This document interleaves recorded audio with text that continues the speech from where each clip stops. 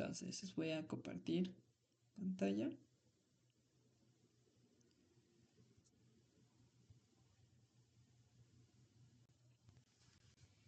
Muy bien. ¿Ya se ve la pantalla? Sí, ya. ¿Sí? Va. Muy bien. Entonces, siguiendo la discusión que teníamos en prueba 1, nosotros habíamos definido ese caminito de probabilidad para llegar a lo que nos interesa, ¿no? En este caso, no me voy a detener tanto en ciertas partes del caminito, ya nos vamos a ir directo a un concepto que tiene que ver con qué me interesa ahora medir en probabilidad.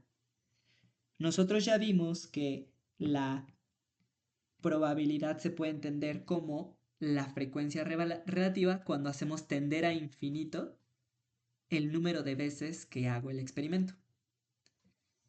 Entonces tenemos lo siguiente. Tenemos nuestro experimento aleatorio y de ahí habíamos definido el espacio, el conjunto de realizaciones.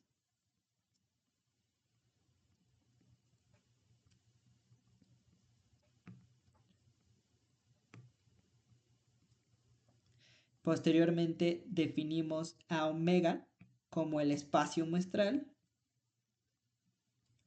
Aquí otra vez haciendo la aclaración de que el conjunto de realizaciones es un conjunto abstracto, pero el espacio de muestral ya es el conjunto que a mí me interesa, los resultados que a mí sí me interesan, ¿no?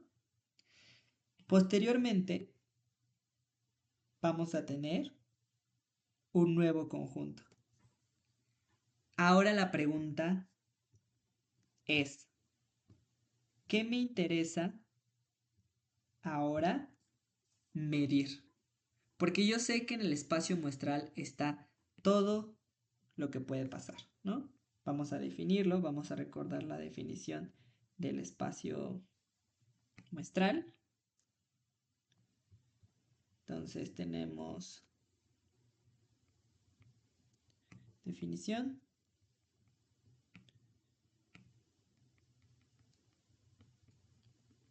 El espacio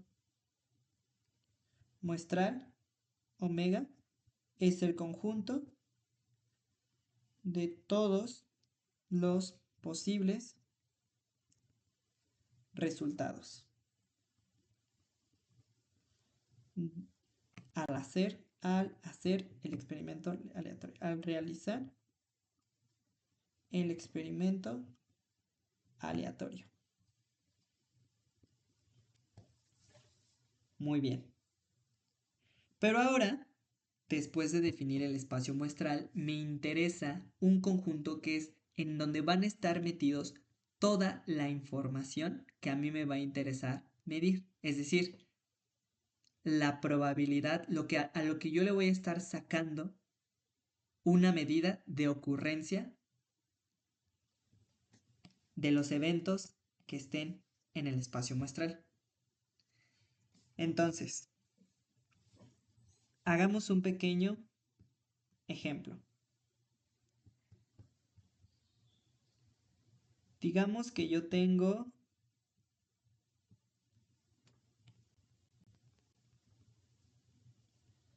nuestro experimento aleatorio, que es otra vez lanzar una moneda, ¿no?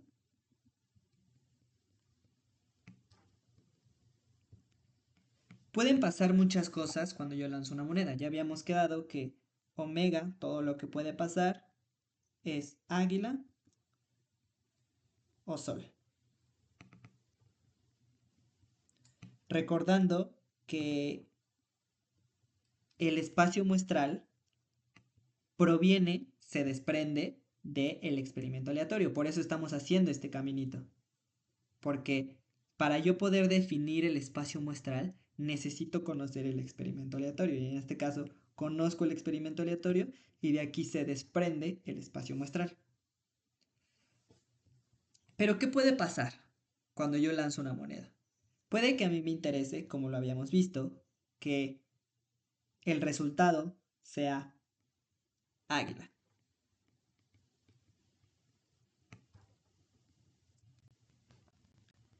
Puede también pasar que sea Sol.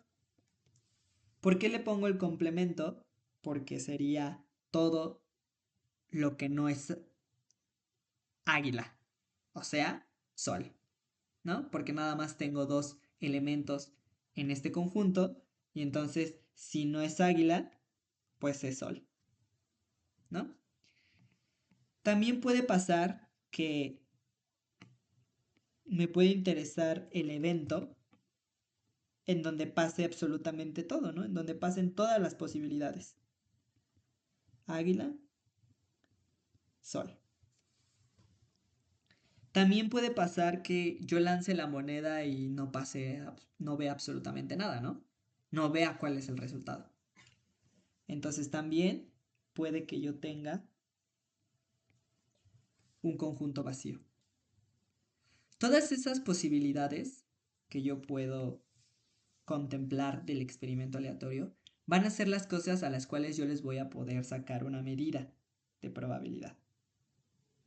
Entonces, ¿qué subconjuntos? Porque pues esto resulta que es un subconjunto de omega. Esto es un subconjunto de omega. Omega claramente también es un subconjunto de sí mismo. De hecho es el mismo. Y el vacío también es un subconjunto de omega. De hecho el vacío es subconjunto de cualquier conjunto, ¿no? Entonces, si yo puedo desprender todos estos subconjuntos del espacio muestral, estos subconjuntos son los que a mí me van a interesar para yo poderle sacarle una medida.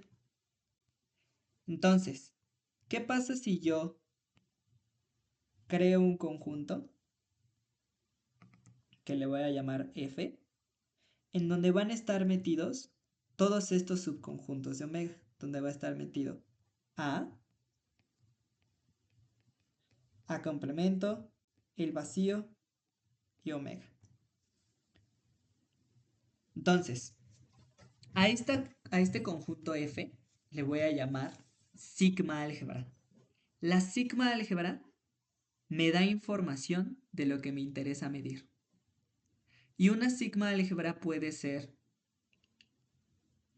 en el caso de que me salga águila o sol, bueno, esta es una sigma álgebra muy sencilla, pero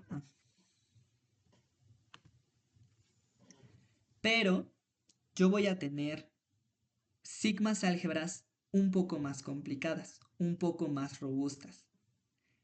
Al final la sigma álgebra solamente contempla toda la información que yo puedo sacarle una medida. En este caso, yo puedo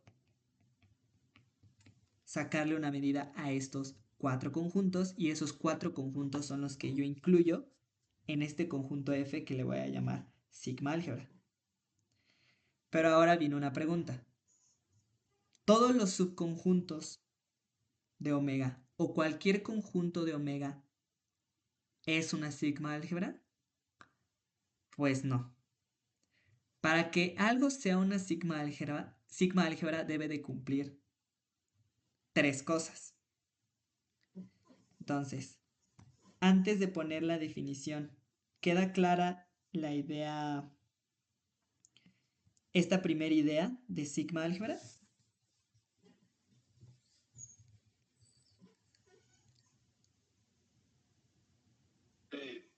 ¿Sí? Muy bien. Ok. Entonces, recuerden, vamos a poner qué subconjuntos de omega me interesan.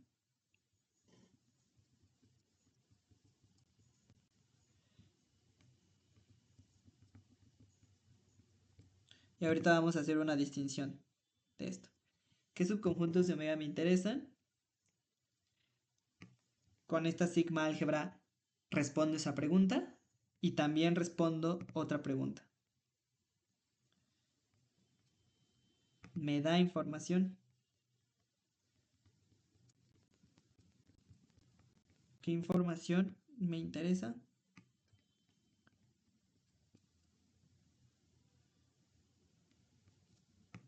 Medir. me interesa medir. ¿Ok? Entonces, para que algo sea una sigma álgebra, debe de cumplir tres cosas. Y es aquí cuando ya tenemos una definición. Entonces, vamos a considerar un conjunto omega, un espacio muestral,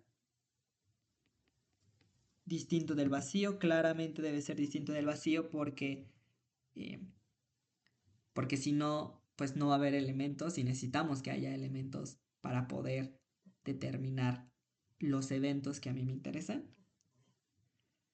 Decimos que F es una sigma álgebra de omega si pasan tres cosas. La primera, que todo omega debe de estar en la sigma álgebra. Eso debe de pasar, así como lo vimos aquí. Si algo que me puede interesar es que todo lo que esté en omega pase, ¿no? Algo que me va a interesar poderle sacarle una medida y poder determinar la proporción de ocurrencia de ese evento es que pase todo, ¿no? Entonces omega debe de estar en la sigma álgebra. También, si yo tengo un conjunto en omega, en la sigma álgebra, perdón, el complemento también debe de estar en la sigma álgebra. Y aquí también lo vemos. Cualquier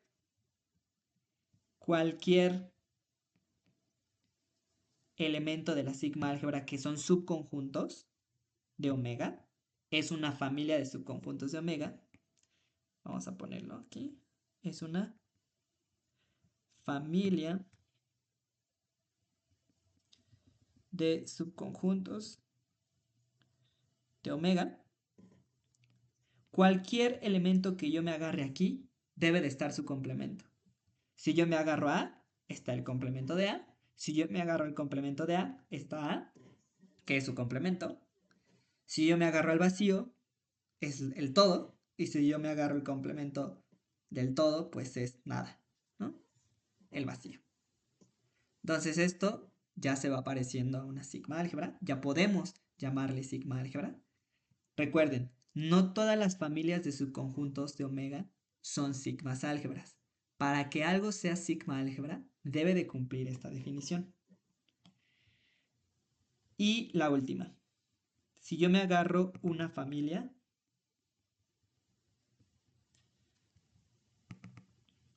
una sucesión de elementos que estén en la sigma álgebra, que son conjuntos, entonces la unión de todos esos conjuntos también debe estar en la sigma álgebra.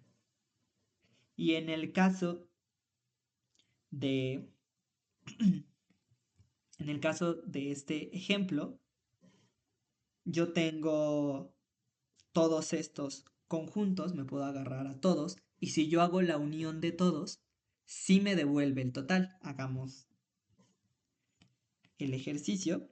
Si yo me agarro, observación, vamos a poner ejemplo. Si yo me agarro a A, unión a complemento, unión omega, unión el vacío. Entonces, a ver, yo tengo a unión a complemento. Si yo sé que A es águila y sé que es un subconjunto de omega, lo puedo representar así, ¿no? Puedo ver que el conjunto más grande es el espacio muestral y dentro está metido A. Entonces, ¿quién sería la unión de A con su complemento?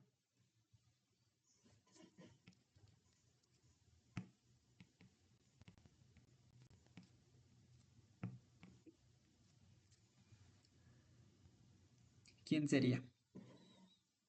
¿De omega? Omega, exactamente.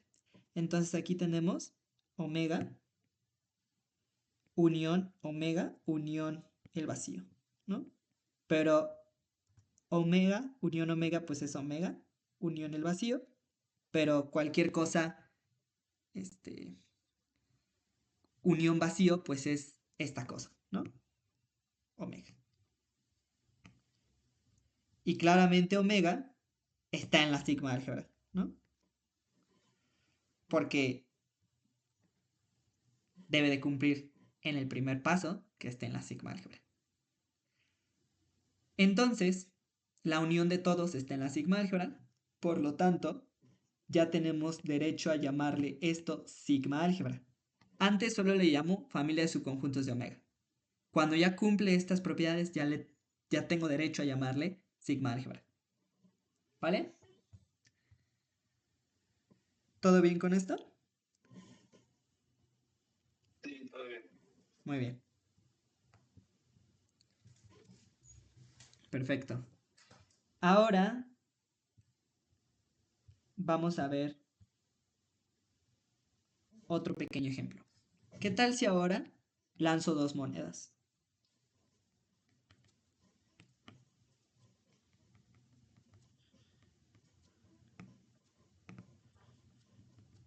Lanzar dos monedas. Si yo lanzo dos monedas y ahora este es mi experimento aleatorio, del experimento aleatorio otra vez se desprende el espacio muestral. Y entonces, si yo lanzo dos monedas, en donde águila es igual a águila, A es igual a águila y S es igual a sol, entonces a omega lo puedo representar de la siguiente forma. En un primer caso me puede salir águila águila, me puede salir águila sol, sol sol águila y sol sol, ¿no? Ese puede ser el espacio muestral que viene del experimento aleatorio lanzar dos monedas. ¿De acuerdo? Pero ahora, ¿qué pasa si no me interesa la información de que de todas las monedas, de todos los resultados que yo pueda obtener de lanzar dos monedas? Y solo me interesa el resultado de que dos monedas sean águila. ¿Puedo formar una sigma álgebra a partir de eso? Sí. ¿Puedo considerar otra sigma álgebra? Perdón. A partir de aquí podría formar la sigma álgebra, que sería este, perdón, que sería la familia de subconjuntos de todos estos conjuntos de omega, que son los pares. Primero debe de estar todo omega, ¿no? Todo omega.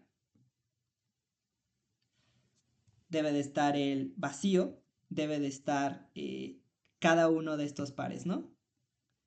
AA, AS, debe de estar SA, AS, todos los pares y luego de 3 y luego todo, ¿no? Sería muy grande este conjunto. ¿Alguien sabe de qué tamaño sería? Todas las familias de subconjuntos que yo pueda hacer.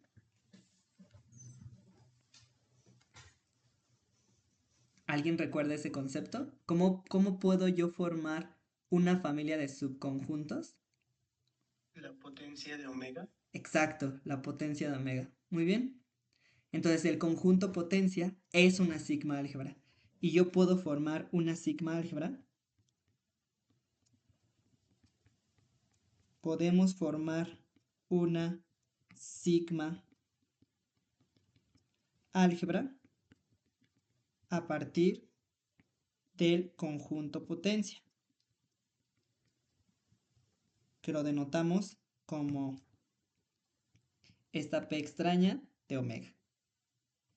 Y si queremos saber cuántos subconjuntos se desprenden de un conjunto al cual le sacamos la potencia, es 2 a la n, donde n es el número de elementos que tiene el conjunto. Entonces, si aquí yo tengo 4 elementos, esta sigma álgebra sería 2 a la 4, ¿no? Entonces aquí tendría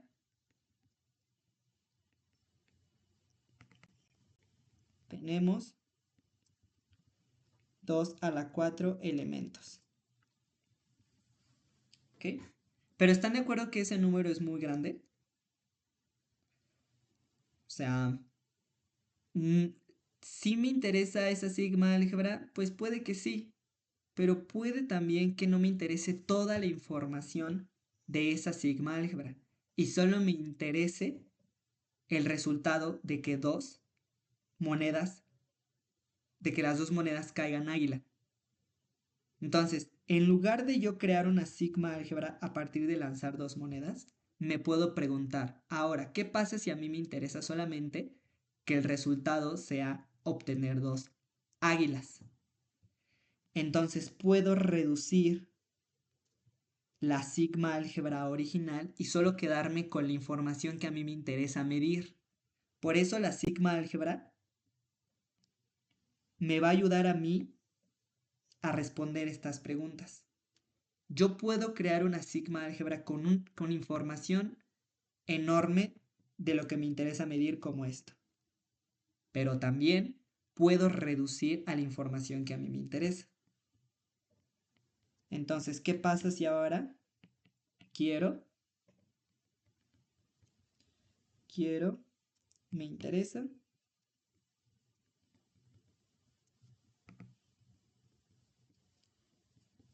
interesa solo el resultado de que dos monedas sean águila? Yo puedo crear una sigma álgebra en donde puedo medir la ocurrencia de ahora ese experimento, ¿no? Entonces, tengo otra sigma álgebra en donde ahora me agarro a omega, me agarro el complemento de omega, que sería el vacío, y me agarro lo que a mí me interesa medir, que me salga águila, águila.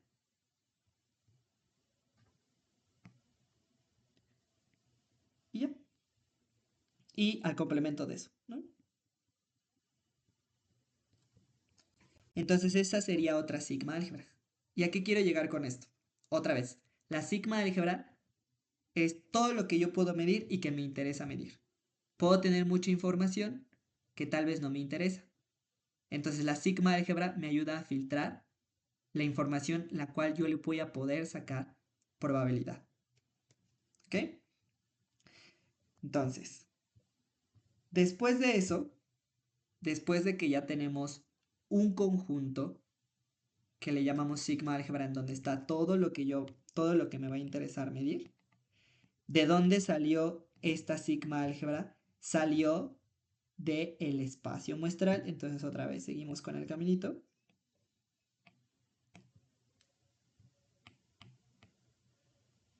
Después de que yo tenía un espacio muestral, tenemos la sigma álgebra.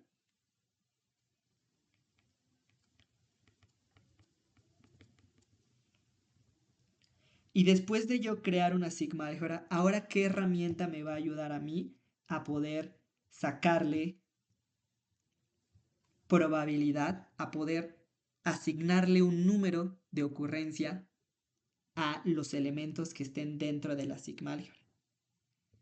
Una cosa importante, vamos a definir, los elementos dentro de la sigma álgebra son a los que yo le llamo eventos. Eventos del espacio muestral. ¿Vale? Entonces, a esos eventos que están dentro de la sigma álgebra, son a los que yo les saco probabilidad. Entonces, ahora el siguiente paso sería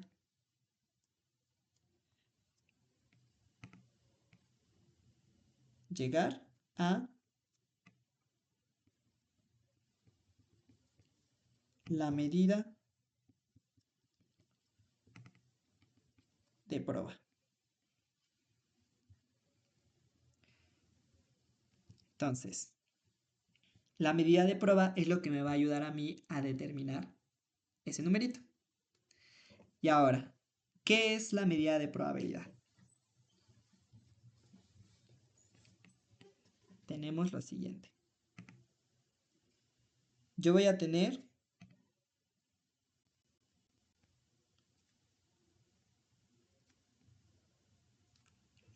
una maquinita, una cajita, una máquina a la cual yo le voy a meter elementos que estén en la sigma álgebra y me va a arrojar números entre 0 y 1. Los elementos que están en la sigma álgebra yo sé que son eventos, ¿no? Entonces le voy a meter eventos y esta maquinita que le voy a llamar P es lo que va a hacer el trabajo para arrojarme un número entre 0 y 1 que corresponde a la ocurrencia del evento que yo le incluí a la medida de prueba, ¿no? Entonces, a esta maquinita y a las maquinitas que hemos visto en cálculo, pues son funciones, ¿no? Pero esta función no es una función como las que hemos estudiado ahí, porque si se dan cuenta, lo que le metemos a la función viene de este caminito que hemos estado haciendo. Entonces, no es cualquier función. Lo que le metemos es algo que tiene, que proviene de un experimento aleatorio. Y eso es algo que quiero que quede muy claro, porque muchas veces creemos en prueba que lo que le metemos a la función de probabilidad o a la medida de prueba es algo como lo que ya hemos hecho anteriormente con otras funciones en cálculo. Y no, lo que le metemos proviene de algo aleatorio, proviene de una receta, de un algoritmo, de una sucesión de pasos en donde yo no sé cuál va a ser el resultado. Y es hasta el momento en el que definimos el experimento aleatorio que podemos utilizar la medida de probabilidad, pero antes no. Por eso es muy importante que quede claro cuál es el experimento aleatorio. Y entonces, si les preguntan qué es probabilidad, formalmente es una función. Una función. ¿Probabilidad qué es? Una función, en la cual yo le meto elementos en la sigma álgebra y me arroja un número entre 0 y 1. Y entonces así vamos a definir a la medida de prueba. Definición. Decimos que P, una función que va de omega, perdón, que va de la sigma álgebra al 0, 1, es medida de prueba. Y igual aquí, para yo tener derecho a llamarle medida de probabilidad, debe de cumplir tres cosas. Medida de prueba.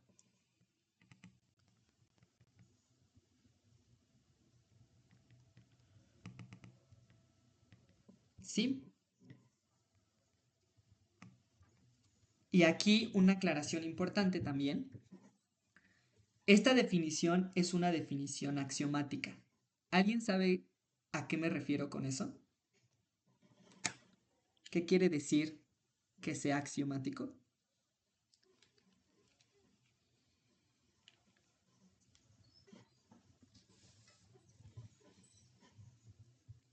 ¿O han escuchado esa palabra de un axioma, por ejemplo? Creo que era algo que no necesitaba demostración, ¿no? Exactamente.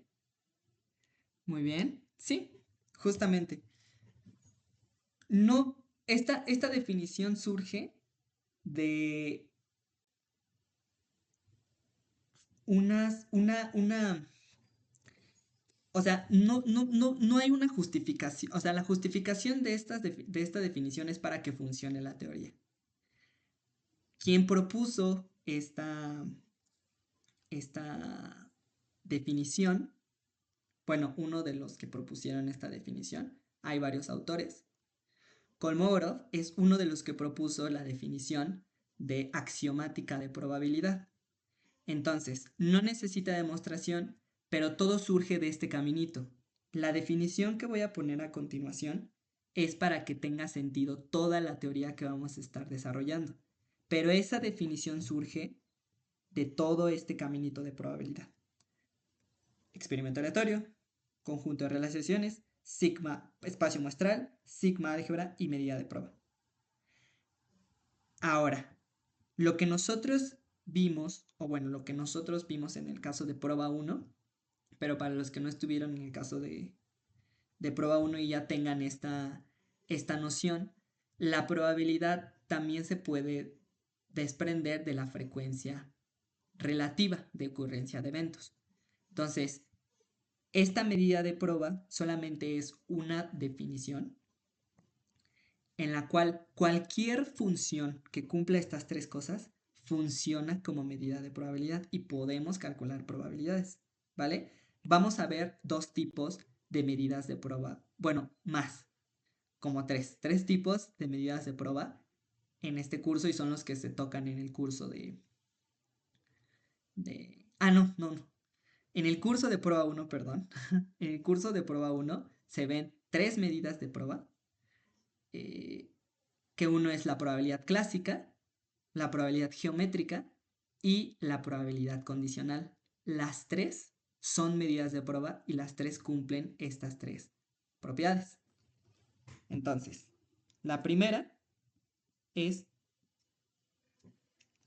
que la probabilidad de omega es igual a 1.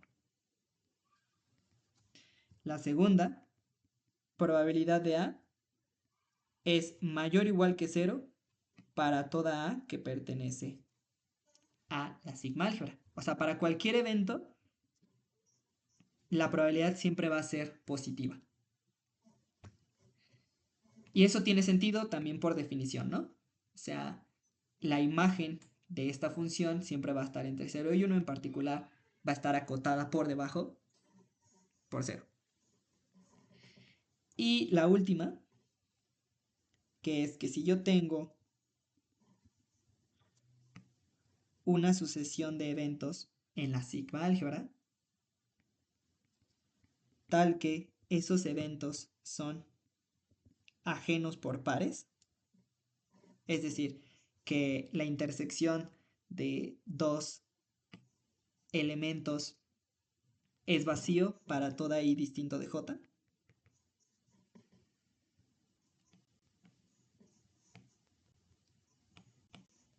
Entonces,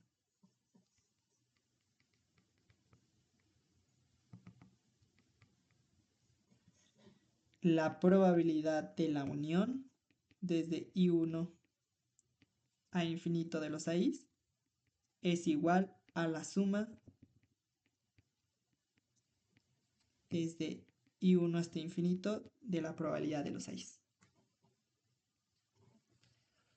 ¿Ok? Entonces esta es una definición axiomática. Cualquier función que cumpla estas tres propiedades le llamo medida de probabilidad.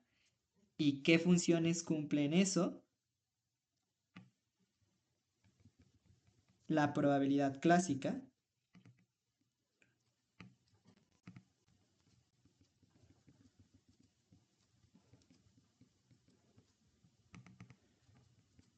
que lo definimos como probabilidad de A, es casos favorables entre casos totales.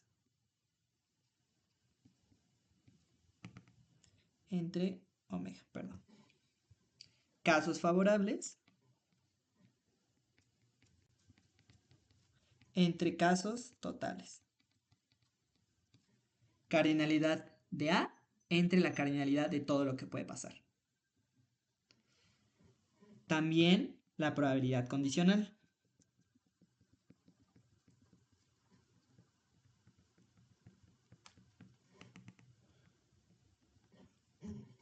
la probabilidad condicional, probabilidad de A dado B, es igual a la probabilidad de A intersección B entre la probabilidad de B. ¿Ok? Entonces, estas dos al menos son las más comunes. Cumplen esta definición. Cumplen las tres. Entonces, les podemos llamar medida de prueba. ¿Y cuál es la ventaja de que tanto esta como otras sean llamadas medidas de prueba? Pues que sus propiedades también las heredan.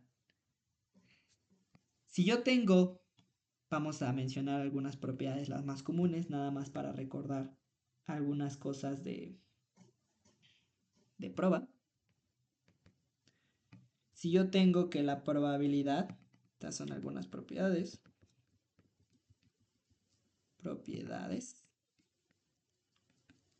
recordemos algunas. Probabilidad de la unión. ¿Alguien recuerda qué pasaba con esta prueba?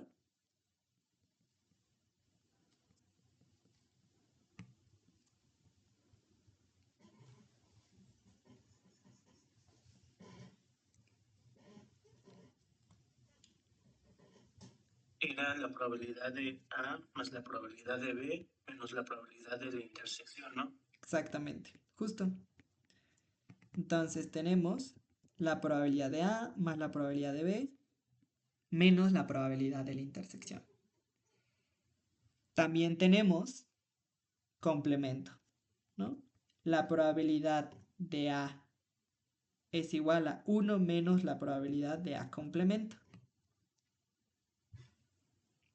Tenemos también que la probabilidad está entre 0 y 1, pero bueno. Probabilidad, eso ya lo sabemos por definición. Probabilidad de A está entre 0 y 1 para toda A que pertenece a la sigma álgebra. Es decir, para cualquier evento. ¿Qué más tenemos? Tenemos la probabilidad si A está contenido en B. Entonces la probabilidad de A es menor o igual que la probabilidad de B. ¿No? Estas son algunas, no son todas, pero son las más comunes. ¿Y a qué quiero llegar con esto? Es que si se dan cuenta, estas propiedades son propiedades que se desprenden de la medida de probabilidad, ¿no? Y si esta probabilidad clásica cumple estas propiedades, también cumple estas. Y no solo esta. Si la probabilidad condicional también cumple estas tres propiedades, que sí las cumple, porque si no, no sería medida de prueba, ¿qué creen? Pues también cumple estas propiedades y todas las demás que no listamos, ¿no? Entonces, tener bien presente eso te permite manipular a la probabilidad condicional aplicando todas estas propiedades. Y ahora, antes de eso, ¿hay alguna duda con todo lo que llevamos hasta el momento? ¿Todo bien con estas ideas? Todo bien. Todo bien. Todo bien. Muy bien, súper. Perfecto, vale. Ahora, una vez que terminamos con todo este caminito de probabilidad, a esto que está aquí es a lo que se conoce como espacio de probabilidad. Y muchos de los de las definiciones que vienen, que te presentan de espacio de probabilidad, solamente te mencionan que un espacio de probabilidad es una terna, ¿no? Una terna de tres cosas. Omega, F, P. Es decir, el experimento aleatorio, el espacio muestral, el conjunto que tiene a lo que me interesa medir y a lo que me va a ayudar a medir. Entonces, este espacio de probabilidad es el contexto en el que vamos a estar trabajando a lo largo en lo que se trabaja a lo largo de prueba 1 y prueba 2. ¿Vale?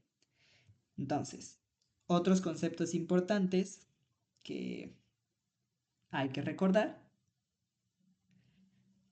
Antes de recordarlos vamos a hacer un pequeño ejercicio, mejor, para calentar nada más. Una pequeña proposición de sigmas álgebras.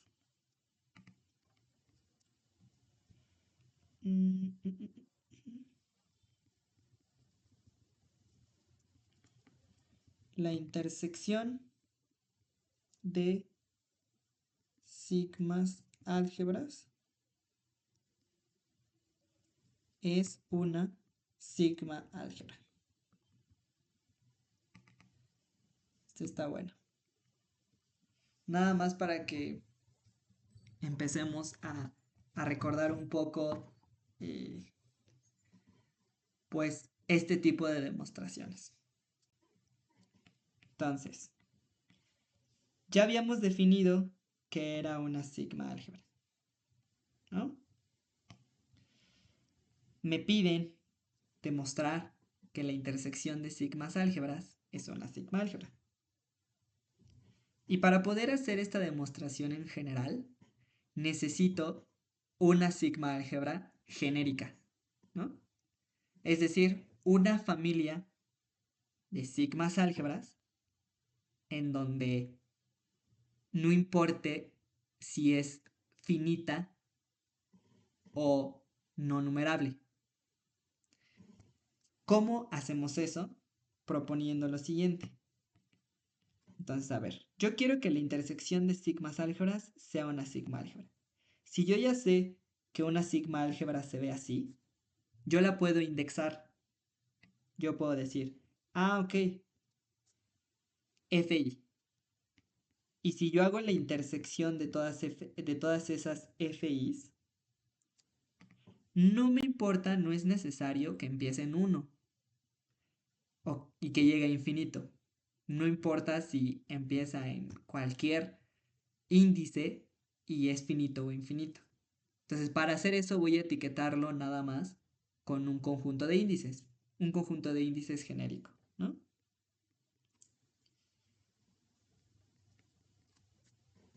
Entonces, lo que yo quiero demostrar es que la intersección de todas estas sigmas álgebras también sea una sigma álgebra. Y para que esta intersección sea una sigma álgebra, debe de cumplir estas tres cosas. ¿Ok? Entonces, vamos a escribir la demostración bien, pero antes quería que quedara eso claro. Entonces, demostración. Vamos a proponer una familia indexada de sigmas álgebras. Entonces, sea FI con I que pertenece a I, una familia de sigmas álgebras de omega.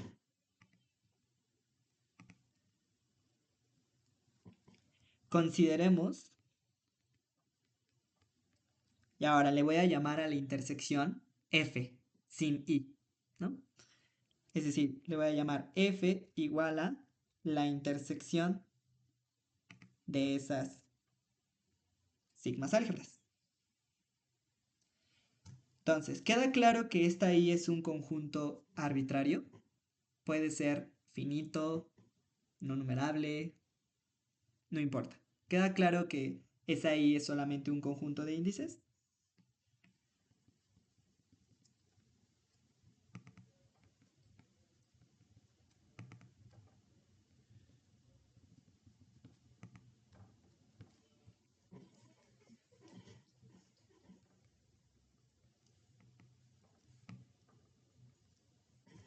¿Sí? ¿Todo bien? Sí, Sí, todo bien. Muy bien. Entonces, lo que yo quiero demostrar es que esta F es sigma álgebra, ¿no?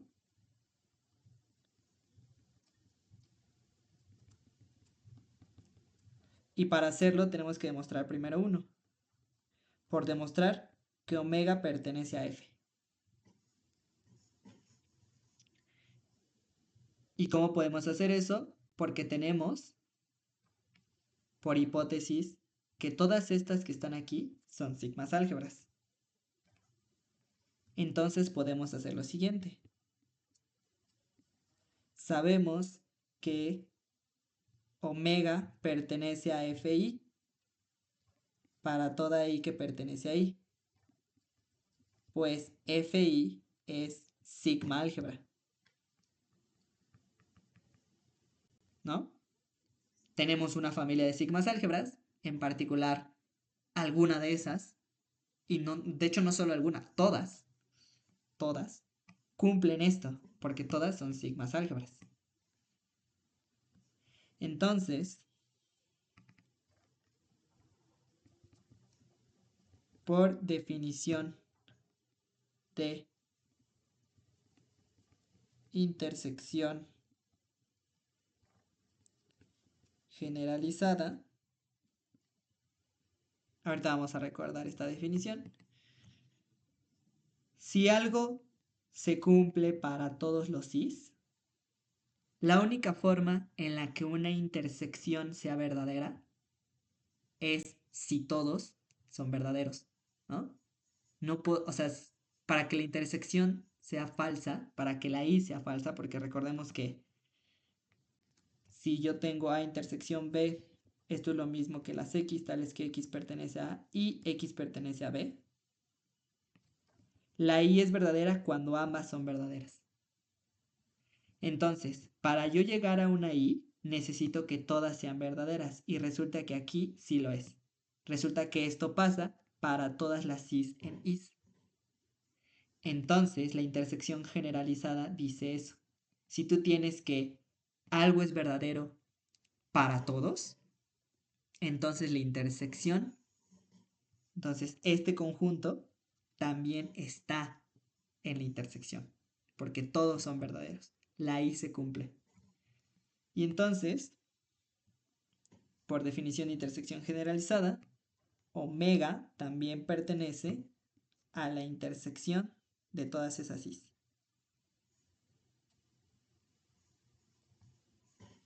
Por lo tanto, y esto es igual a F, ¿no? Por lo tanto, omega pertenece a F. Entonces ya acabamos con la primera. La segunda. Tenemos que demostrar que si A pertenece a F, entonces el complemento también pertenece a F. Entonces, por demostrar que si A pertenece a F, entonces A complemento pertenece a F. Y a ver, demostración. ¿Cómo demostramos una implicación?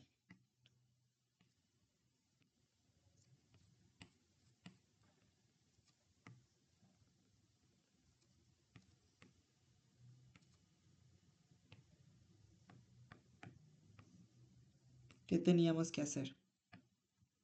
Porque esto es una implicación, ¿no?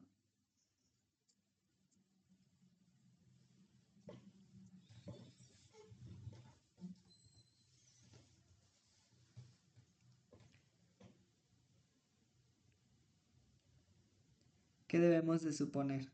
Siempre.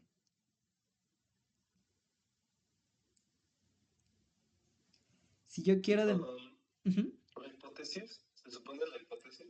Justo. En este caso, ¿quién sería la hipótesis? Que está en F. Exacto. Sí. Muy bien. Entonces, supongamos que A está en F. Entonces recordemos que siempre cuando queremos demostrar una implicación, suponemos el antecedente, que en este caso es lo que está antes de la implicación, y queremos llegar al consecuente, que es lo que está después de la implicación, ¿no? Entonces suponemos que A pertenece a F y debemos demostrar que A complemento pertenece a F. Entonces, lo único en lo que podemos partir es en esta definición, es en esta hipótesis. Entonces, como A pertenece a F, entonces A pertenece a la intersección generalizada de los A's, de los FI's, perdón. Pero esto por definición de intersección generalizada, si está en la intersección, para que la intersección se cumpla, quiere decir que para todas es verdadera, ¿no? Entonces, A pertenece a FI para toda I en I. Si A pertenece a la intersección, en particular, está en todas, ¿no? Entonces, y eso es por definición de intersección generalizada. Pero también sabemos que FI es una sigma álgebra. Entonces, ¿qué podríamos hacerle a esta A que pertenece a FI para llegar a lo que queremos?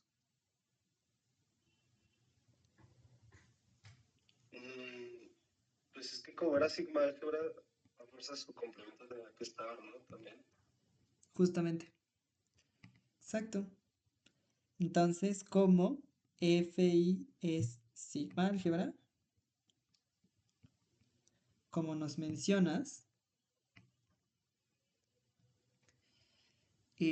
Oscar, ¿verdad? Sí. ¿Sí? Ah, muy bien.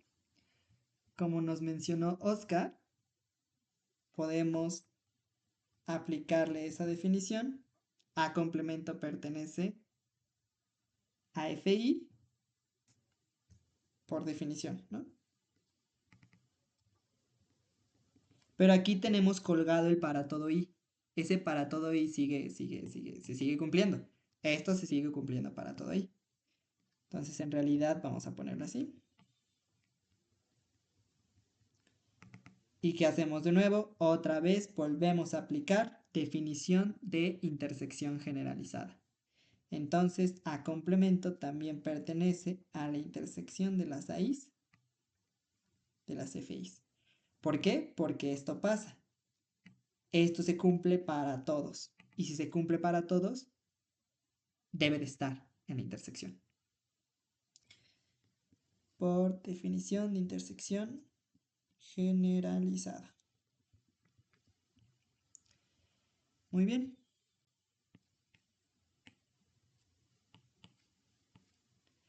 Y llegamos, ¿no? Por lo tanto, A complemento pertenece a F. Listo. Muy bien. Ahora, el 3, la demostración del 3, esa se las voy a dejar a ustedes. Traten de hacerla. Es un pequeño ejercicio. Solo para calentar, vale la pena siempre estar intentando demostraciones para encontrar caminos, ¿no? Esa es la ventaja de hacer demostraciones. El propósito, encontrar caminos, formar caminos y relacionar cosas, ¿no? Entonces siempre es muy bueno que traten de practicar ese tipo de cosas. Entonces, tenemos que ahora demostrar esto, por demostrar, que si me agarro una sucesión en la sigma álgebra, entonces la unión de esos elementos en la sigma álgebra también está en la sigma álgebra. ¿Vale? Esas se las dejo a ustedes. Muy bien. ¿Todo bien con esto? ¿Todo bien con lo que llevamos al momento? Sí. ¿Sí? Sí. Perfecto. Súper. Ahora, vamos a recordar uno de los conceptos. Este es muy importante. Es el más importante de prueba 1, de los más importantes de prueba 1 y de los que se ocupan muchísimo en procesos, al menos al inicio, que es probabilidad total y teorema de Bayes. Entonces, este tema también causa muchos problemas en prueba 1 porque empieza a hacerse empiezas a revolver cosas. O sea, si costó trabajo entender probabilidad clásica y probabilidad condicional, que al inicio entiendo puede ser un tanto complicado, en el caso de prueba total, empiezan empieza a haber un problema más grande porque si no se entendió muy bien prueba condicional, en prueba total ya es un nivel más elevado. Pero una de las cosas que pasa y que me he dado cuenta es que muchos de los profesores no, no te ayudan a visualizar prueba total. Y es que sí se puede visualizar, sí se puede ver todas las conexiones que haces. Porque me ha pasado en cursos que parece ser muy evidente las conexiones, todas las conexiones que puede haber de las probabilidades con otras para los profes, ¿no? Pero es como de, no, a ver, no es tan obvio, ¿no? Entonces, para llegar a un ejemplo ya concreto y que apliquemos una forma de visualizar prueba total, que es con un diagrama de árbol, vamos a entender, vamos a recordar algunas definiciones para llegar ahí. Entonces, lo primero que necesitamos, y como empieza la discusión de prueba total, es el concepto de partición.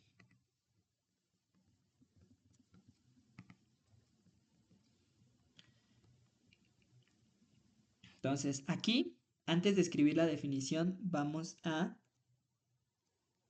entenderlo de manera intuitiva. Una partición de un conjunto. Digamos que yo tengo a omega aquí, ¿no? Ese es omega. Sabemos que dentro de omega están todos los posibles resultados de hacer el experimento aleatorio, ¿no? Recordemos que primero defino bien quién es el experimento aleatorio y luego describo al espacio muestral, ¿no? ¿Qué pasa si yo a este espacio muestral, que a veces sí se puede ver y a veces no es tan obvio el describirlo, a veces puede ser muy abstracto? ¿Qué pasa si yo lo parto? Lo parto así, así y así. Entonces, cada uno de estos cachos les voy a llamar B1, B2, B3 y B4. Y entonces, cómo sé que partí bien a un conjunto? ¿Cómo sé que de verdad están bien partidos cada uno de estos cachos? Pues bueno, intuitivamente, una de las cosas que te pueden decir si partiste bien algo, en general, o sea, para tu partir, no sé, si esto es una hoja de papel, un pastel, lo que sea, como quieran verlo, para que algo esté bien partido, si yo separo los cachos, digamos, separé este cacho y separé este cacho y este cacho, ¿no? Lo separo. Para que algo esté bien partido, si es que de verdad está bien partido, si yo separo los cachos y los vuelvo a unir, me deben de dar el total, ¿no? Esa es una.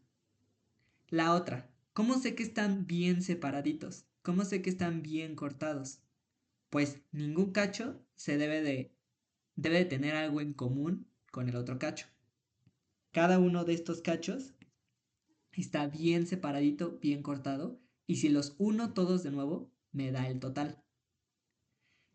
Entonces, el concepto de partición, así, de manera intuitiva, así es. Formalmente, ¿cómo lo escribimos? Pues a ver, si yo tengo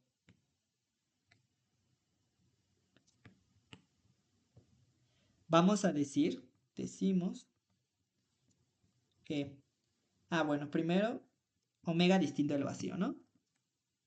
De entrada, debemos de tener cosas dentro de omega. Decimos que B, que es un conjunto que va a tener a los cachitos ahí, elementos de omega,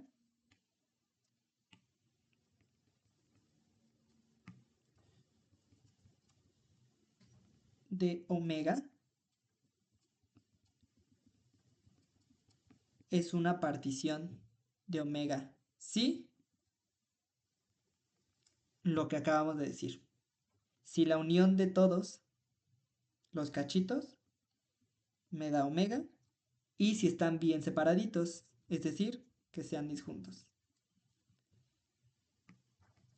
Para toda i en omega. Perdón, para toda i distinta de j.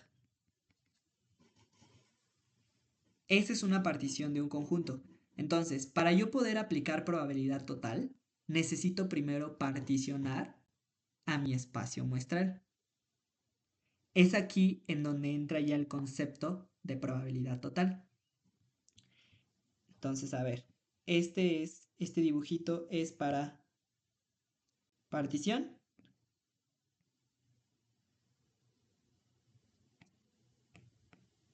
Y ahora este otro dibujito va a ser para prueba total. Porque nosotros sabemos que a lo que yo le saco una medida es a los elementos que están en la sigma álgebra, pero esos elementos en la sigma álgebra también están en omega, ¿no?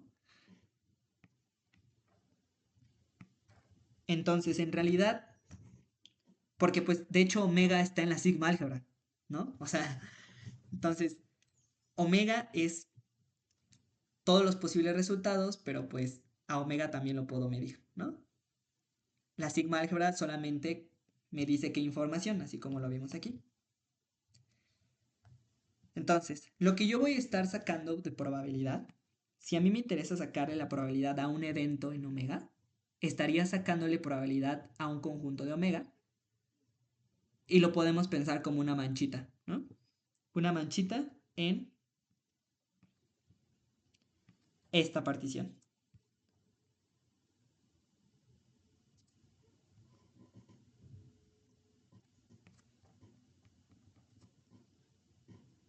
¿Ok?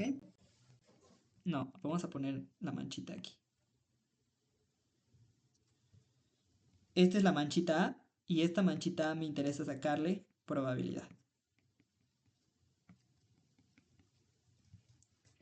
Entonces, probabilidad total me dice, si tú quieres sacarle probabilidad a A, date cuenta que tienes cachos de B1, de B2 y de B4.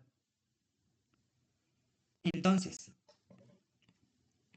si a mí me interesa sacarle proba a esto, necesito la probabilidad de A sabiendo que estoy en el cacho B2, probabilidad de A teniendo en cuenta de que estoy en el cacho B1 y probabilidad de A teniendo en cuenta que estoy en el cacho B4.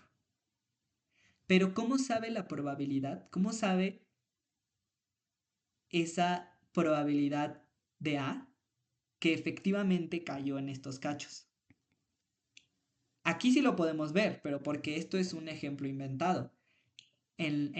Cuando hagamos un ejemplo ya en donde tengamos que aplicar probabilidad total y se desprenda de un experimento aleatorio, en donde no sea tan fácil visualizar cuál es el experimento aleatorio como lanzar dados o lanzar monedas, ¿cómo sabemos que caímos exactamente aquí?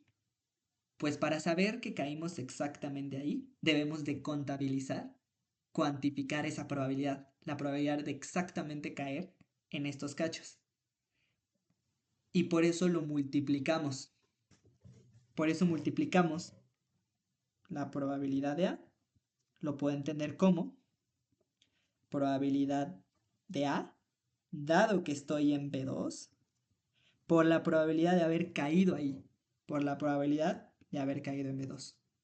Pero eso es solamente una opción, también tengo otra opción. Y hablando de opciones, es una O, ¿no? Hablando de O's, es una suma, ¿no? Pasa esto, o esto, o esto, o esto, o sea, pasa esto, o la probabilidad de A dado B1 de haber caído en este cacho, por la probabilidad de, más bien, probabilidad de A, dado que estoy en el cacho B1, por la probabilidad de haber caído ahí.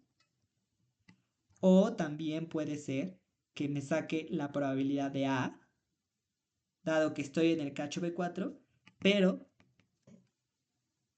contabilizando, metiéndole a la probabilidad la posibilidad de haber caído ahí. O sea, probabilidad de A dado B4 por la probabilidad de B4. Entonces así es como podemos entender la probabilidad total.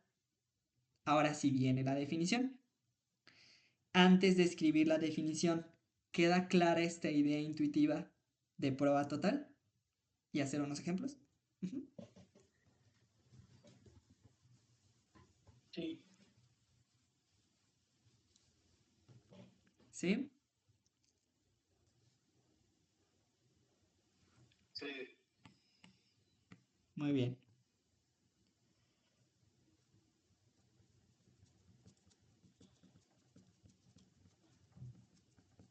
Perfecto. Y ahora sí viene el teorema, porque en realidad es un teorema. Probabilidad total. Entonces, teorema. Consideremos un espacio de probabilidad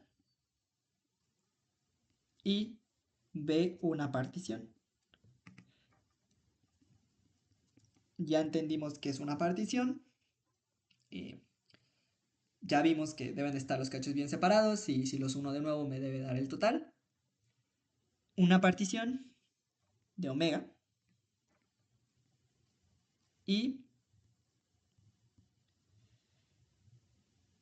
probabilidad de BI mayor que 0.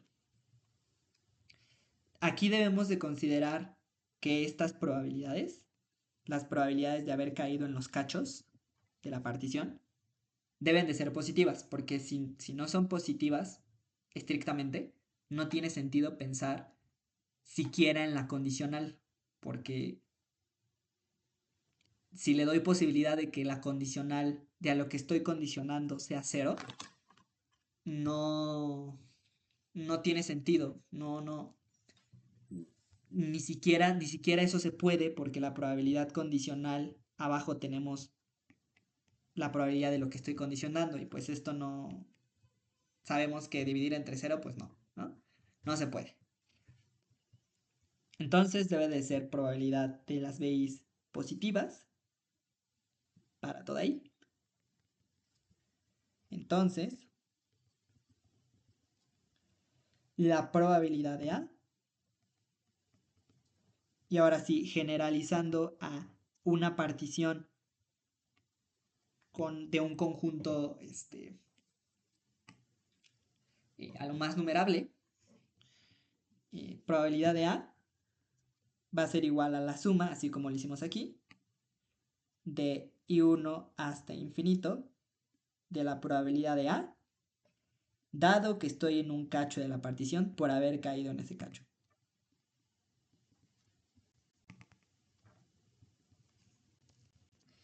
Y esto pasa para toda A en la sigma álgebra.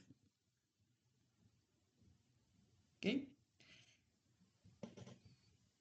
Y déjenme anotar bien esto.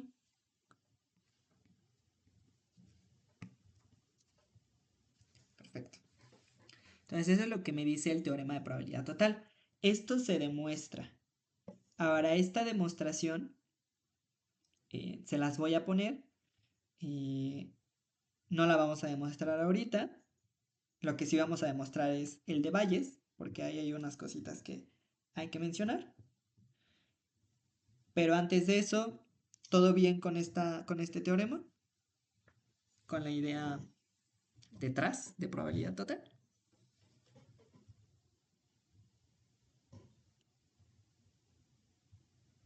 Todo bien. ¿Sí? Muy bien.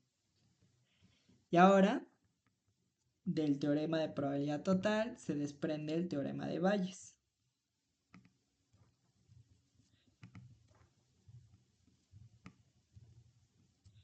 Y este es el que consideran más importante que este, porque aquí aplicamos prueba total.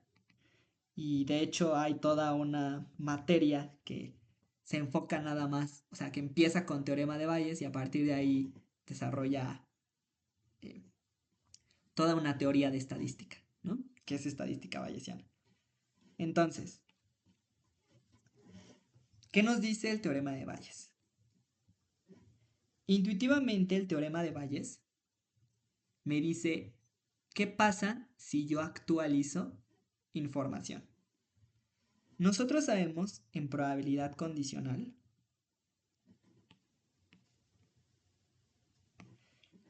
que entre más información tenga de un experimento aleatorio, más certera va a ser la probabilidad. Eso lo aplicamos siempre en la vida, ¿no?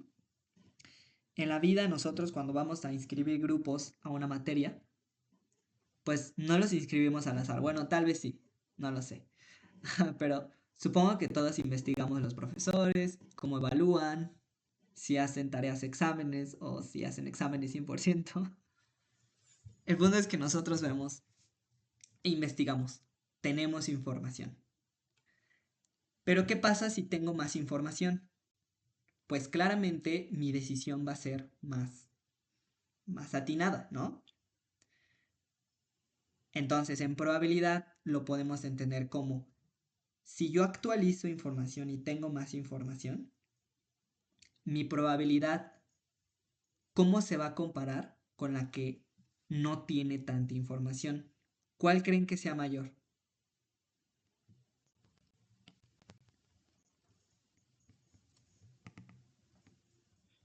Entonces, vamos a hacer aquí, prueba con más info,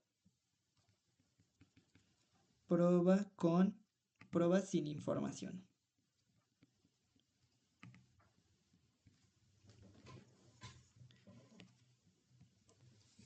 ¿Cuál creen que sea mayor?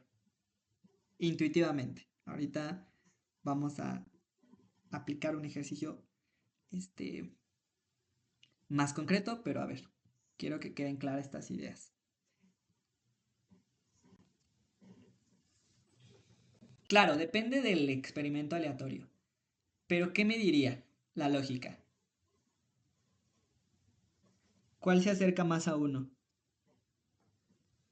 ¿Esta o esta?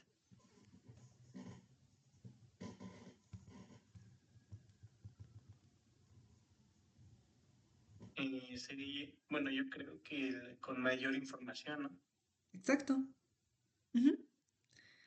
Entre más información tengo, más va a ser la probabilidad cambia a comparación de una prueba sin información. Se acerca más a uno la prueba con más info. Entonces, a ver, teniendo en cuenta esto, ¿qué pasa con valles? Pues a ver, si yo tengo a una sigma, un elemento en la sigma álgebra con probabilidad de A mayor que 0 y B una partición,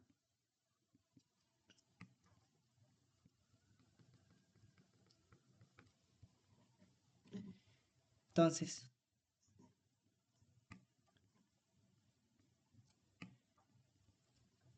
me dicen, ahora ya no quiero la probabilidad de la manchita en A. Ya no quiero la probabilidad de la manchita, en donde la manchita podía incluir a elementos de la partición. Ahora quiero un elemento de la partición. Esa distinción es muy importante. Teorema de Bayes es ¿qué pasa cuando quieres la probabilidad solamente de un cacho, dado que estás en la mancha? Entonces, la probabilidad de un cacho de la partición, dado que estás ahí. Esto es igual, que me dice Bayes, me dice, pues actualiza tu info. Es muy difícil el poder encontrar la probabilidad de esta manchita, de este cacho de la manchita en A, porque el conjunto A puede ser al igual muy abstracto como omega. Pero si ese cacho de A lo parto en varias cosas que sí conozco y sí puedo manejar, es más fácil encontrar la probabilidad de caer en en este cacho de A. Entonces, probabilidad de teorema de Bayes me dice, no te compliques y tú ya sabes cómo trabajar con eso. Entonces, actualiza tu prueba y considera algo que sí puedes manejar. Pero, no, no basta con actualizar la probabilidad. Es decir, no basta con considerar ahora este como el que le saco probabilidad y este el condicionado. Tengo que dividirlo entre la probabilidad de yo haber escogido a A.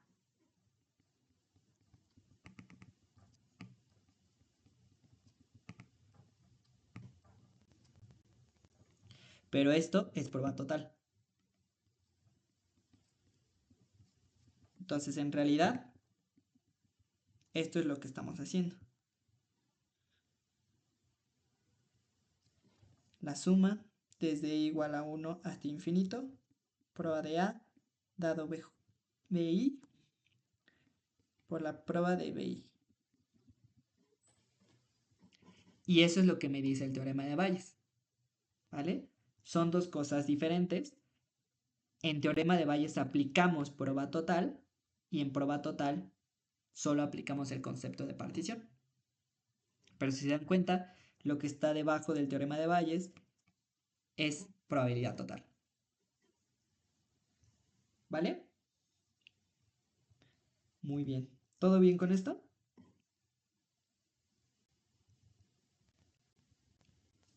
Sí. Sí. Súper. Entonces ahora sí vamos a hacer un ejemplo, que aquí lo tengo. Y vamos a visualizar todas las conexiones que pueda haber. Entonces el ejemplo que me dice, si tenemos dos máquinas A y B, se ha observado que la máquina A produce un 10% del total de producción, mientras que la B produce el 90%. Supongamos que el 1% de todos los productos producidos por A son defectuosos, mientras que el 5% de todos los productos por B son defectuosos. Y me preguntan, ¿cuál es la probabilidad de agarrar un producto aleatorio hecho por la máquina A y que sea defectuoso? Entonces, aquí pasa mucho, que como tenemos varias cosas, a mí siempre me pasaba que no sabía quién era la partición. Y es que está medio raro porque tenemos varia información, pero ¿cómo sabemos cuál es la partición? Entonces, algo que podemos siempre hacer es visualizar este tipo de problemas con un diagrama de árbol y preguntarnos cuál es el experimento aleatorio. Siempre. Entonces,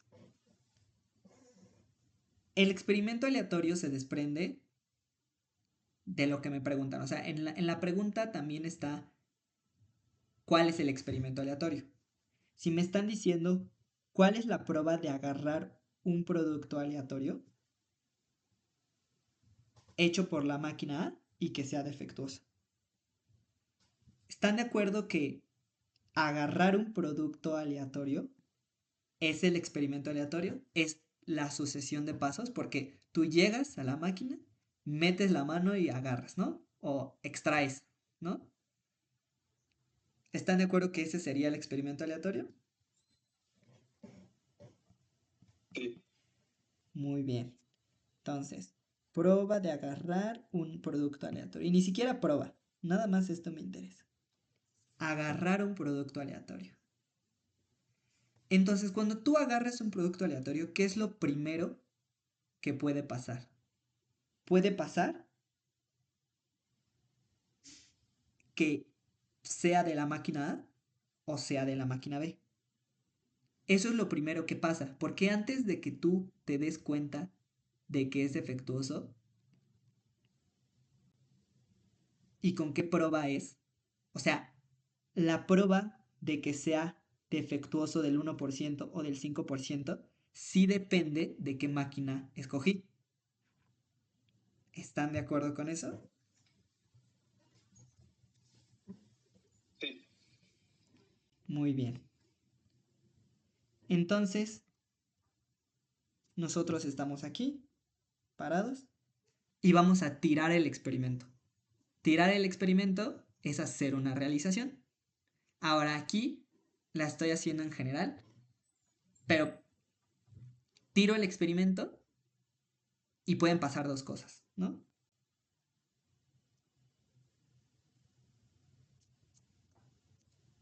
Que haya escogido la máquina A o que haya escogido la máquina B.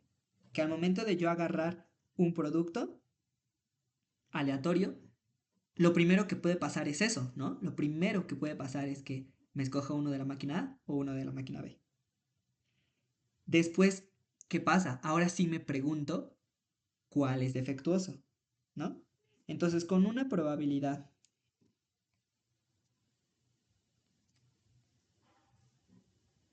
déjenme lo hago más grande, con una probabilidad del, déjenme poner aquí, máquina, lo voy a poner así, MA y MB, donde MA es máquina A y MB es máquina B. Ok, entonces, ¿con qué probabilidad me puedo agarrar un producto de la máquina A?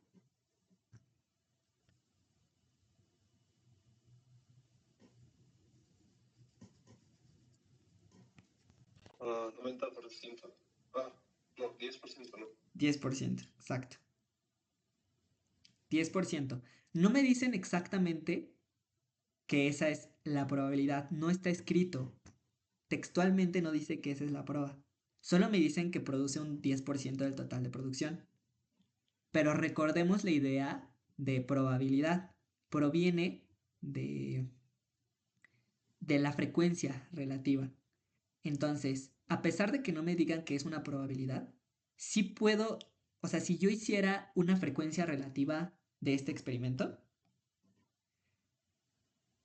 y hiciera este experimento varias veces, me daría cuenta que 10% de las veces que yo hice el experimento escogí productos de la máquina A y el 90% de las veces que hice ese experimento escogí elementos de la máquina B. Entonces no me dice que es una probabilidad, pero puedo pensar, teóricamente me permite pensar que es que puedo considerarlo como una probabilidad. ¿Ok? Y de hecho ese es uno de los trucos que se tiene en muchos exámenes de certificación también, por ejemplo los de la SOA o otros. No te dicen que es prueba, pero te dicen que es un porcentaje del total de algo. Y entonces puedes asumir que es una prueba. ¿Vale? Bueno, entonces, 10%, ¿no? Muy bien. Y en el caso de la máquina B, 90%.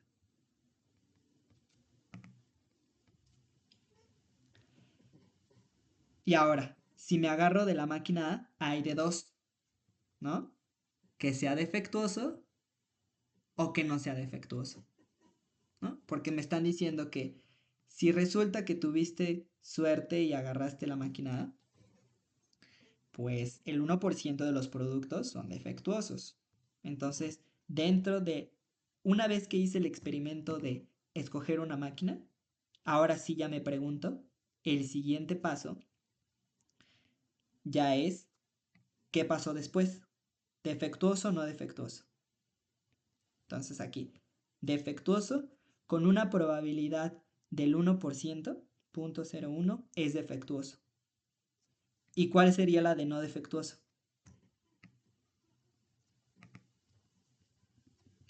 Del 99. Exactamente, el complemento. Muy bien. Ahora en el caso de la máquina B sería el 5% productos defectuosos y el complemento no defectuoso 0.95. Muy bien. Y ahora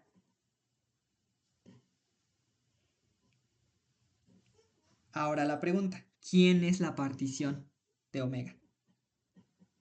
Entonces, ¿quién creen que sería la partición de omega? ¿Qué es lo que pasa por primera vez y determina que después de tú hacer eso, ya te preguntas por otras cosas?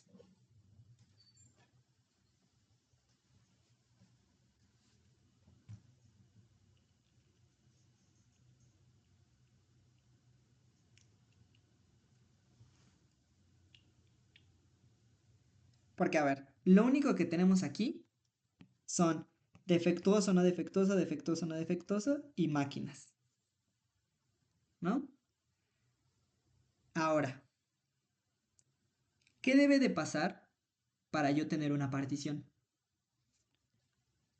¿Cuáles eran las condiciones?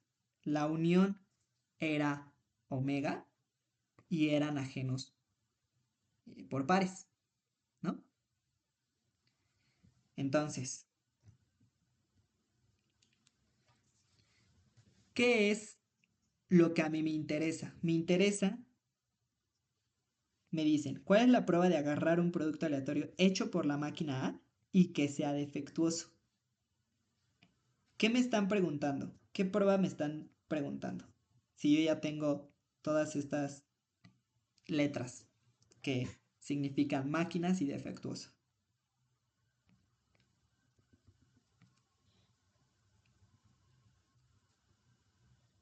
Queremos probabilidad de quién.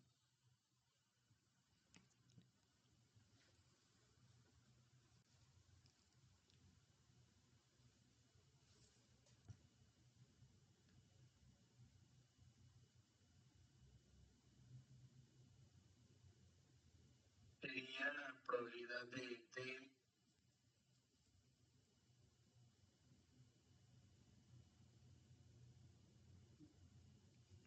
dado M de A. Ok. Ok. Mm, esa es una buena... Ok. Dices que es D dado M de A, ¿no? Sí, Ok.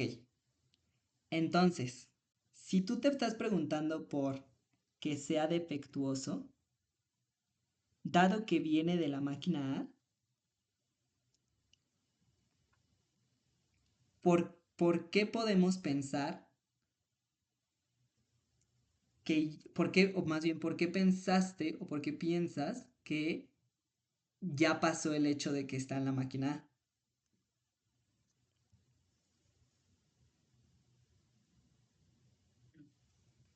Porque justo ahí viene una de las cosas que causan confusión en prueba total. Y es que me están diciendo y que sea defectuoso.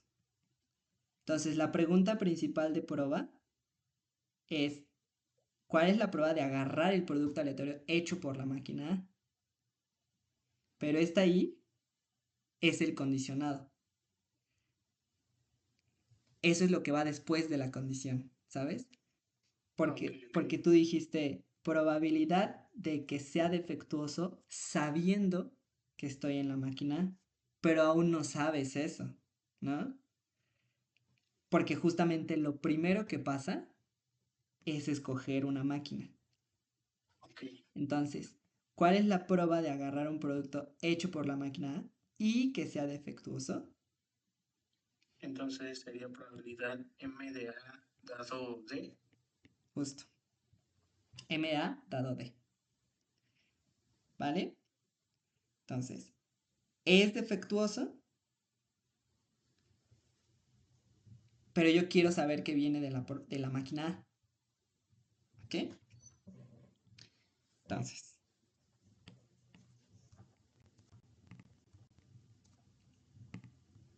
Entonces aquí tenemos probabilidad de que venga de la máquina A y que sea defectuoso. ¿Ok? Entonces, tenemos lo siguiente.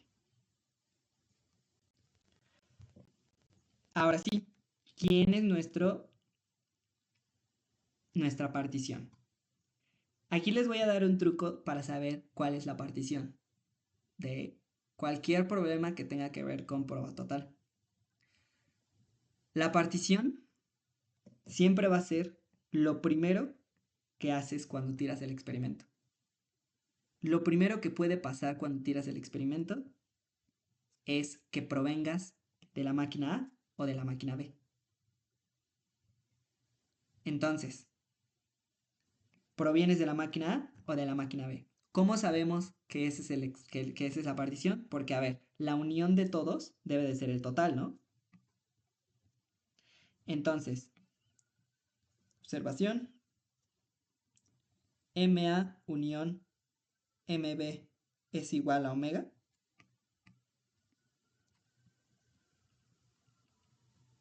¿Cómo podemos saber eso?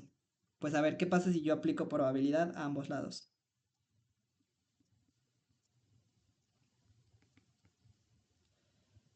Y si yo aplico la probabilidad a ambos lados de esta igualdad que me estoy preguntando si es igual,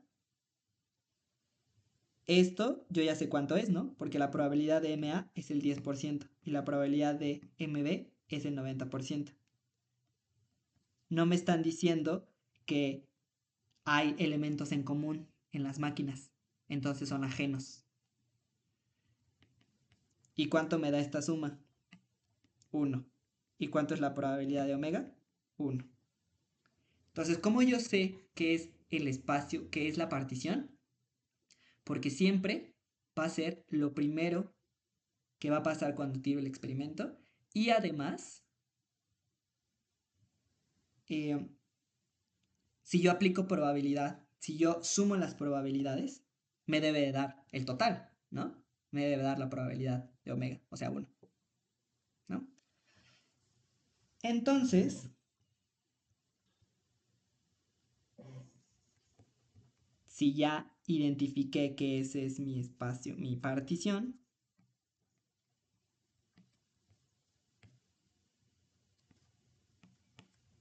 ya puedo visualizarlo como lo he estado haciendo, ¿no? Tiro el experimento, se parte mi espacio muestral en dos. Por un lado tengo a MA, por un lado tengo a MB y quiero una manchita, que es que sea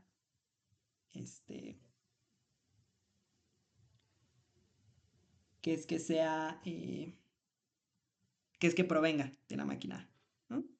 Máquina A dado D, ¿no?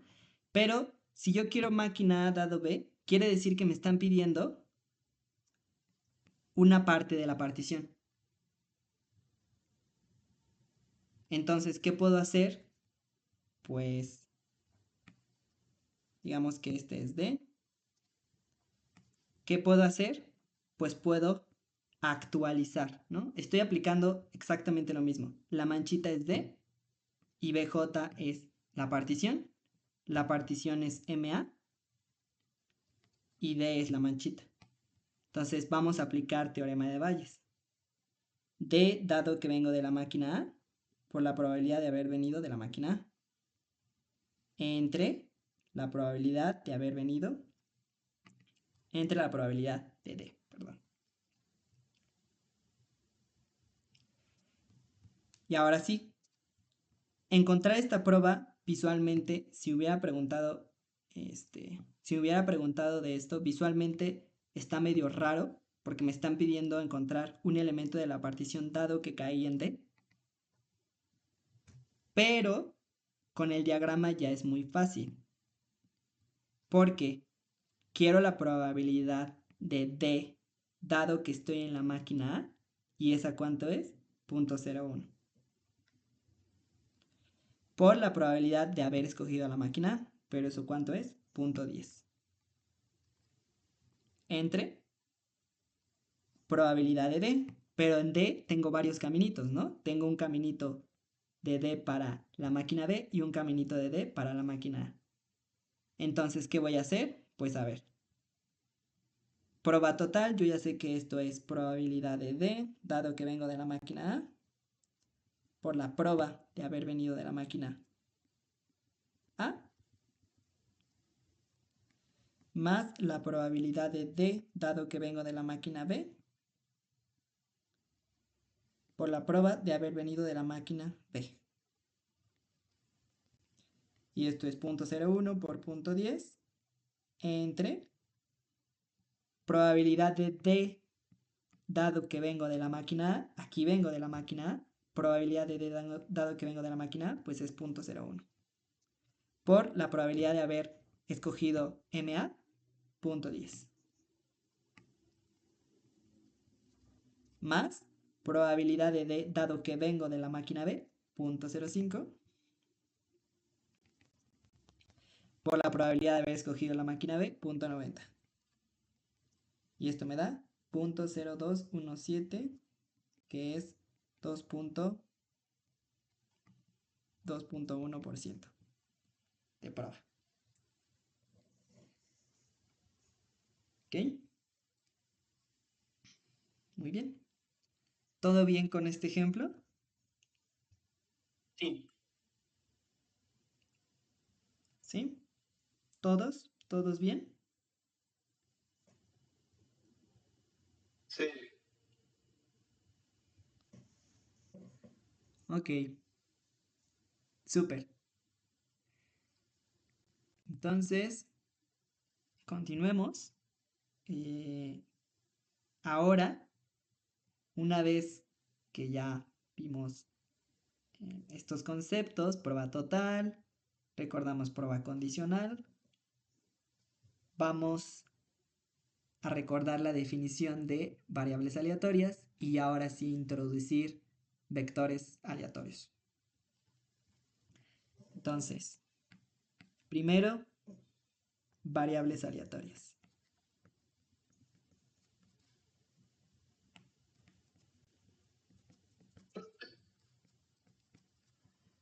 ¿Alguien recuerda la definición de variables aleatorias?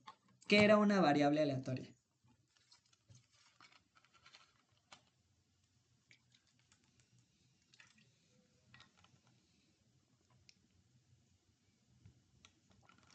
Ay, perdón. Transformación de un elemento de un espacio de resultados de omega y lo transformábamos a números reales, ¿no? Muy bien. Exacto. Otra forma de decir transformación es decir función. Pero sí, exactamente.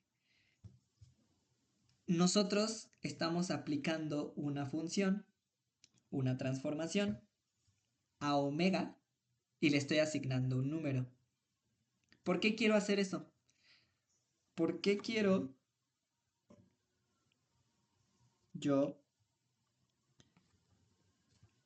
de omega, de cosas que ya sé que pueden ser medio abstractas y en donde las preguntas a veces pueden ser medio confusas si estoy hablando con conjuntos?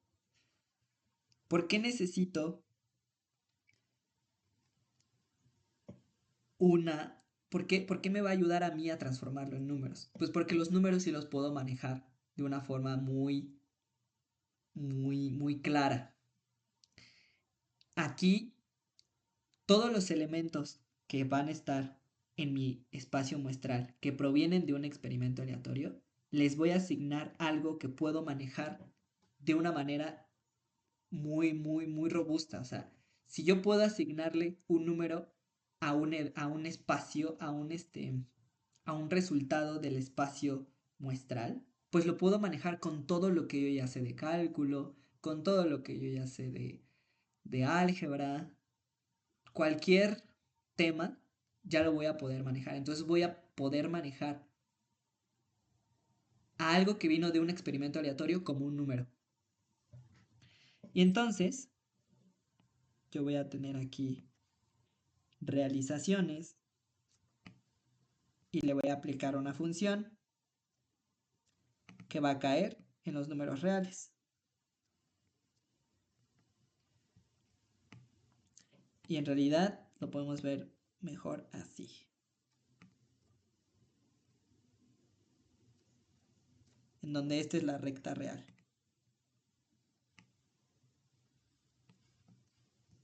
Entonces yo le aplico, digamos, lanzar un dado. Yo voy a tener aquí el resultado de lanzar el dado 1, el resultado de lanzar que sea un dado 2, que salga 2 en el dado o que salga 3 en el dado. Aquí puedo tener todos esos posibles resultados de lanzar un dado. ¿Qué voy a hacer? En lugar de preguntarme en el evento A lanzar un 6, ahora le voy a asignar al dado 1 el número 6 en la recta real. Y entonces le voy a aplicar X y esa X va a caer en 6. Ahora esta es la idea intuitiva. En realidad es de la siguiente forma. Entonces, a ver.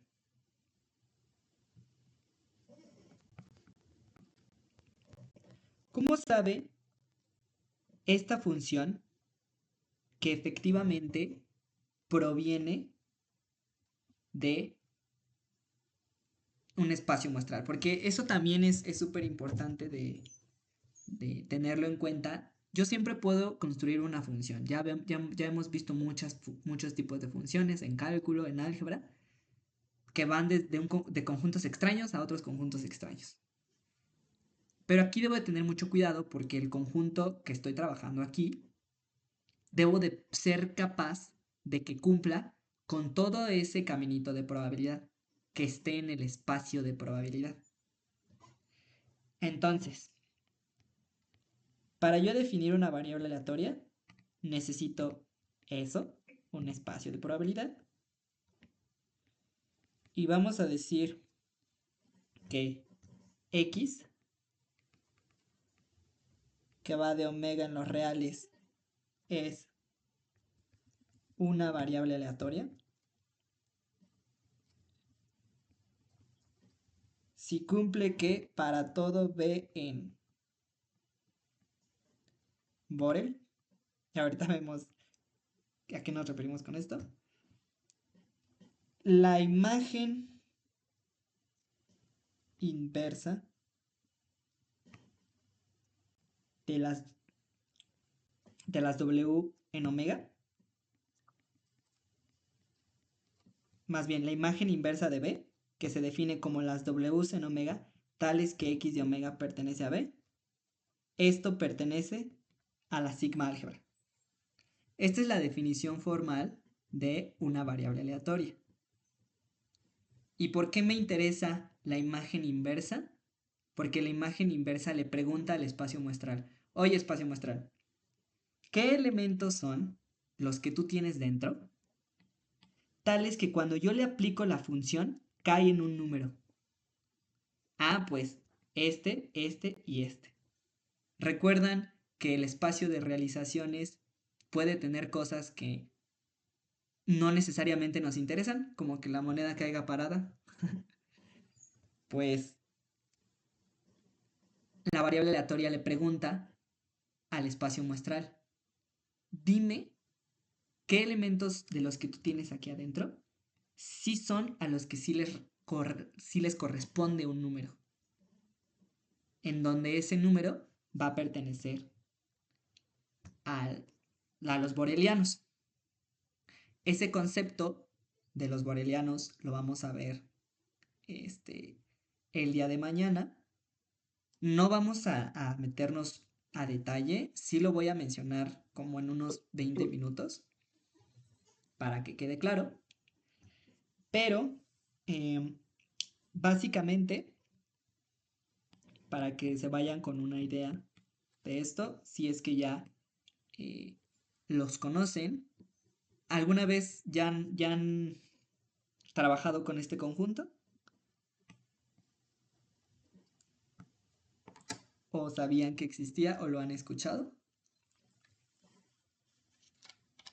Yo, yo he trabajado muy poco con el conjunto y apenas fue el semestre que acaba de terminar.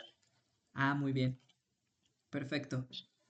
Muchas gracias. ¿Los demás? Yo no. ¿No? Ok, muy No. bien. Perfecto. Yo sí, pero igual muy poco. Muy bien. Muy bien. Súper. Perfecto, perfecto. Y... ok, entonces, este conjunto se utiliza bastante en proba. Ahora, presentamos este tipo de cosas porque también en los libros a veces estas cosas no las explican tan a fondo y nada más las dan por hecho, ¿no? Y es como de, ay, o sea, ¿dónde está esto, no? Entonces, vamos a mencionar lo que es el conjunto Borel el día de mañana, lo vamos a describir.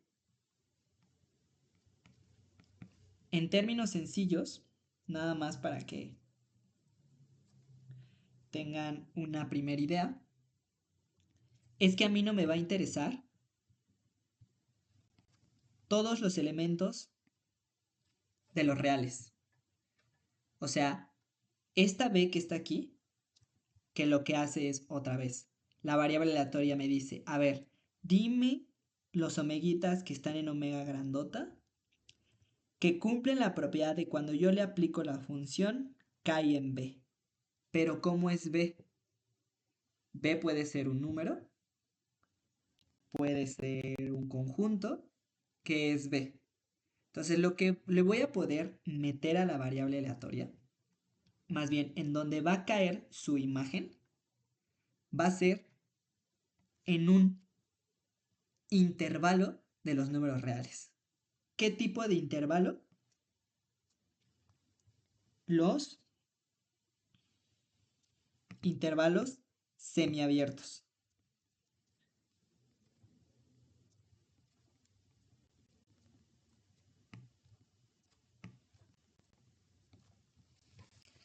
Este tipo de intervalos son los que a mí me interesan. ¿Ok? Entonces B va a tener esa forma. ¿Y por qué tiene esa forma? ¿Y por qué ese intervalo? Pues porque una vez que entendemos que es una variable aleatoria, que igual el día de mañana lo vamos a recordar, después de que defino variable aleatoria, hay un concepto que es el concepto de función de distribución acumulada que caracteriza completamente a la variable aleatoria. Entonces, definición.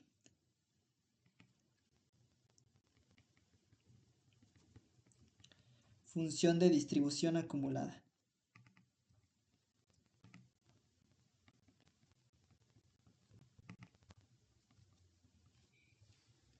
Y la función de distribución acumulada ahora sí es una proba. La probabilidad, y aquí voy a poner todas las notaciones en unos 3 minutitos. Yo no le puedo sacar probabilidad a números, muy importante eso. En prueba 1 trabajamos con variables aleatorias, pero es hasta prueba 2 que ya se tiene bien presente, y si no te quedó claro en prueba 1, te va a quedar claro en prueba 2, que es que no sacas probabilidad a números.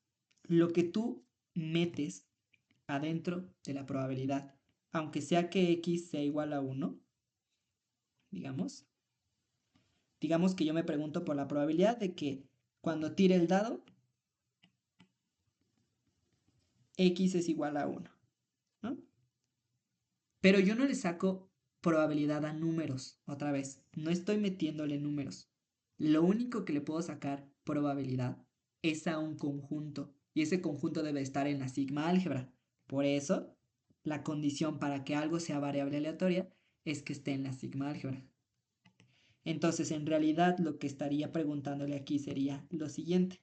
Le estaría preguntando, a ver, quiero la probabilidad del conjunto, pero esto que está aquí es exactamente lo mismo que decirle, a ver, omega, dime todos los omegas que están en omega.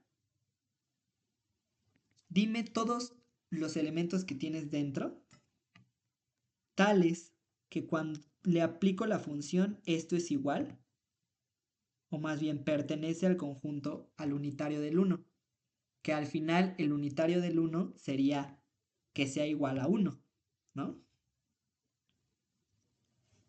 Probabilidad de las omegas en omega, tales que x de omega es igual a 1. Pero ¿por qué escribimos esto? Porque qué flojera estar escribiendo esto todo el tiempo, ¿no? Pero esto es en realidad lo que está pasando. Y entonces, la función de distribución acumulada me dice, ok, entonces si tú tienes una variable aleatoria, que ya sabes que es variable aleatoria, que no tiene ningún problema, su imagen inversa está en la sigma álgebra,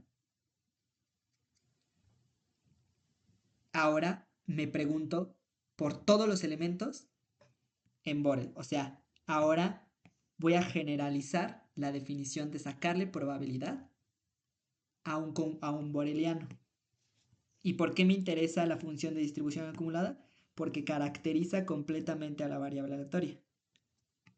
Es decir, que a partir de la función de distribución acumulada, puedo saber cómo se comporta la variable aleatoria.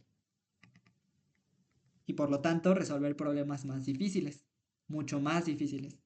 Cosas que no hubiera podido responder con probabilidad clásica, ¿no?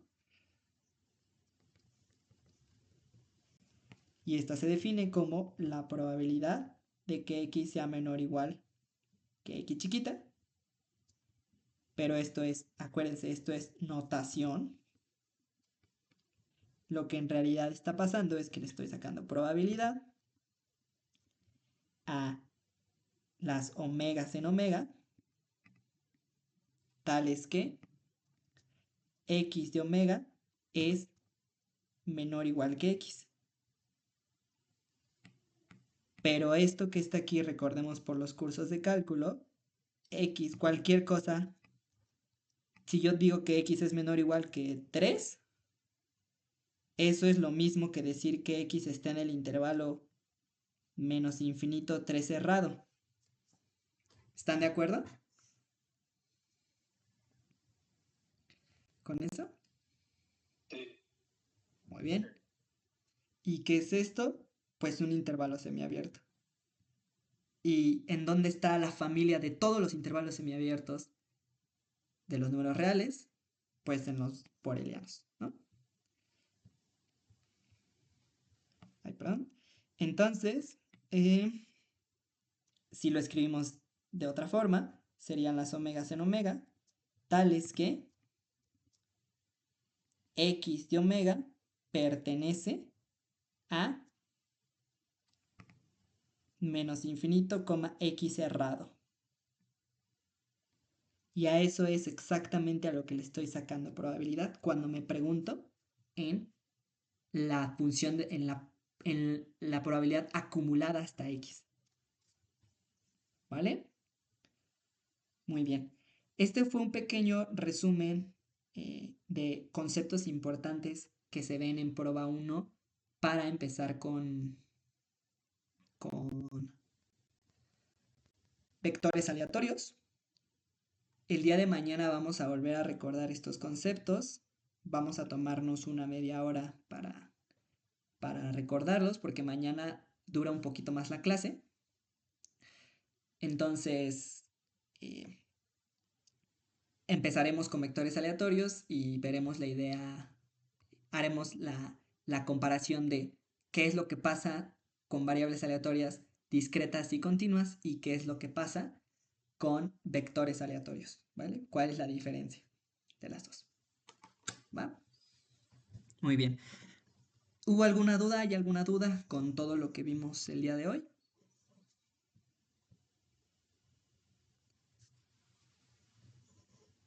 Parte no. Perfecto. Muy bien, ¿los demás? ¿Todo bien? Sí, todo bien. Ok, súper. Muy bien. Pues bueno, estas notas también se las vamos a mandar. Les voy a incluir al final de las notas unos ejercicios de variables aleatorias discretas y continuas también, para que recuerden esos conceptos de cuándo integrar y si se acuerdan de algunas familias paramétricas, ¿no? Esas las veremos en prueba 1 también para los que estén ahí.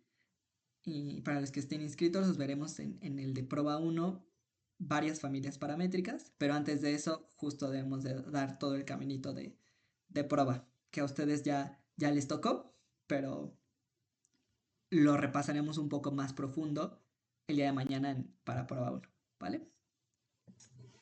Muy bien. Entonces, eso sería todo por hoy. Les mandaremos las notas por la tarde, como a las 4 más o menos, ¿vale? Vale. Muchas gracias. Gracias. Muy bien. Por nada, cuídense mucho. Hasta luego. Bye. Hasta luego, gracias.